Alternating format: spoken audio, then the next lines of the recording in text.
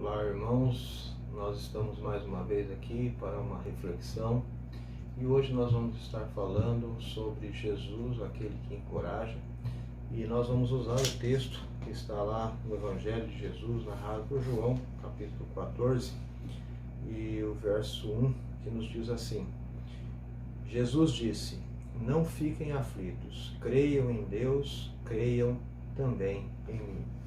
Então esse é um texto muito bonito, mas ele estava usado aqui numa situação muito difícil. Aquela era uma noite em que tudo iria acontecer, a noite que antecedia a morte de Jesus. E para os discípulos aquele é um momento muito difícil. Eles estavam ali sentados em volta daquela mesa e foi ali, naquele momento, antes da ceia, que Jesus começa a falar. Jesus anunciou que um deles iria traí-lo e ainda que Pedro iria negá-lo 3 vezes, e como se não bastasse, foi ali, naquela noite, que Jesus falou abertamente sobre a sua morte. E eles não conseguiram compreender, na verdade, o que Jesus estava dizendo. Seus corações estavam confusos, estavam aflitos, desmotivados, mas Jesus é aquele que encoraja. E por isso Jesus disse: não turbe o vosso coração, ou não fiquem aflitos. Então é nesse momento que Jesus traz aqui uma boa notícia, que Jesus ele começa e termina esse capítulo falando sobre isso, dizendo: parem de se sentir perturbados, não fiquem aflitos. Então esse é o propósito do Mestre. O propósito do Mestre aqui é nos tranquilizar, é tranquilizar a vida dos seus discípulos, é tranquilizar o coração daqueles que confiam nele, é encorajar, é produzir confiança, segurança. Então é trazer companhia. É isso que Jesus quer fazer na sua vida, neste momento em que nós estamos vivendo, essa situação, esse vírus que está assolando. Mas não fiquem desesperados, porque Jesus ele nos anima e Jesus quer trazer segurança nas nossas vidas. E para isso nós vamos ver algumas características que esse texto nos traz. E a primeira característica é que Jesus encoraja e nos traz confiança. Jesus continua dizendo: creiam em Deus, creiam também em mim. Então este é o grande segredo para tranquilizar o coração. É preciso crer em Jesus. Crer é também confiar. Esta é uma ordem que Jesus dá aos seus discípulos, porque se os discípulos queriam ser vencedores naquele momento de tormenta, eles precisavam seguir essa ordem, eles precisavam crer em Jesus. Então o Senhor queria que eles soubessem disso, que mesmo naquela situação difícil que estava acontecendo, mas Deus estava no controle de todas as coisas. Então é por isso que Jesus nos traz essa palavra nessa noite, dizendo que Ele está no controle de todas as coisas. Nós precisamos confiar e precisamos descansar nele. Então, para confiar, não é de qualquer maneira, mas o próprio salmista nos traz uma palavra muito boa, dizendo que os que confiam no Senhor são como um monte de Sião, que não se abalam, mas permanece para sempre. Salmo 125. Então, confiar não é algo fácil, porque antes de confiar é preciso conhecer. É por isso que Jesus ele quer que nós conheçamos Ele cada dia melhor. Porque ninguém vai conhecer, ninguém vai confiar em alguém desconhecido, em algum estranho. Nós não temos essa característica, nós não vamos fazer isso porque é do ser humano. O ser humano não vai confiar em quem não conhece. É por isso que não é de admirar que aqui no capítulo 14 de João, Deus, através de Jesus Cristo, nos fala tanto em conhecê-lo melhor a cada dia. Em outras palavras, ele está dizendo assim: vocês já me conhecem, então confiem em mim, porque eu cuidarei de vocês, eu continuo no controle de todas as coisas. Conte com Jesus nesse momento.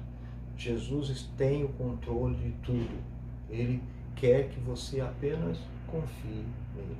A segunda característica desse texto, ela nos fala que ele nos assegura uma resposta.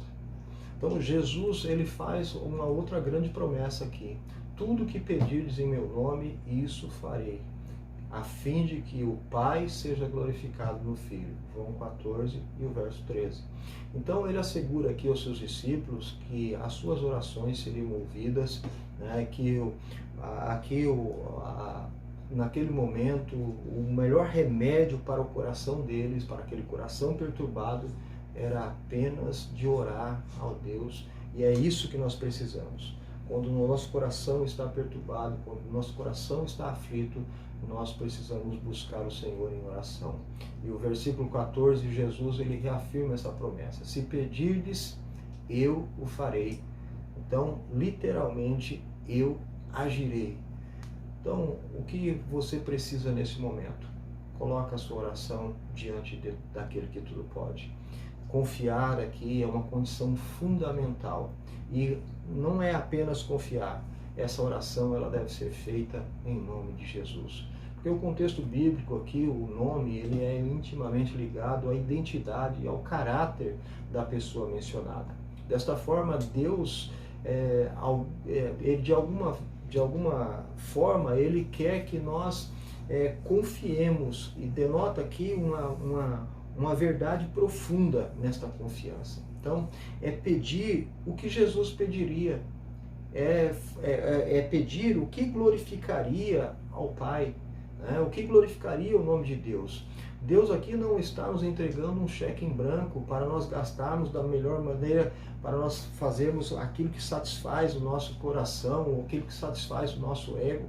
Não é dessa forma. Pelo contrário, aqui, orar em nome de Jesus é orar em conformidade com a sua vontade. Colocar esta oração em nome de Jesus é aquela oração que alcança o céu, é aquela oração que sobe os degraus até o trono da graça, ela chega até Deus. É dessa forma que Deus vai te abençoar.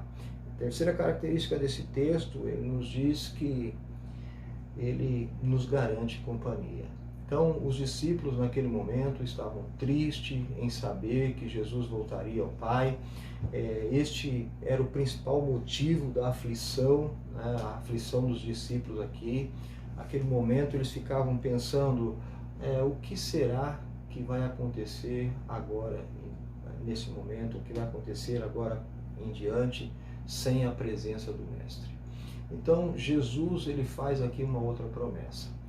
Ele diz: eu pedirei ao Pai e ele lhes dará outro consolador ou outro conselheiro para estar com vocês para sempre, o Espírito da verdade. Ele vive com vocês e estará em vocês. João 14, versículo 16 a 17. Então, Jesus, ele não abandona, ele não desampara aqueles que são seus. Ele não deixa você sozinho. Por isso, o Espírito Santo veio para habitar dentro de nós. Jesus chama o Espírito Santo aqui de outro conselheiro. Significa outro do mesmo tipo, convocado para estar ao lado de alguém para ajudá-lo. Deste modo, o Consolador aqui, além de companheiro, advogado, defensor, ele também é o protetor. Então, os discípulos, eles não estavam sós naquele momento. Nós não estamos sós nesse momento de aflição. Agora nós estamos passando por esse problema, estamos passando por essa pandemia, nós estamos passando por essa situação, mas essa situação é passageira. Nós precisamos entender que Jesus está conosco. Ele diz assim: não vos deixareis órfãos. É o versículo 18. Não, aqui ele promete que não vai nos abandonar. Ele diz que estaria conosco. Então, aqui o nosso coração, ele também não vai se perturbar, ele não precisa estar perturbado, porque o Espírito de Deus, ele está habitando dentro de nós. Foi assim que Jesus encorajou os seus discípulos naquela noite. Ele encheu de confiança aqueles corações aflitos, deu-lhes segurança e ainda disse que existia um lugar maior, um lugar melhor lá no céu e que voltaria para buscá-los. Jesus quer nos garantir também que as nossas orações elas serão respondidas e que ainda nunca nos deixa sozinhos.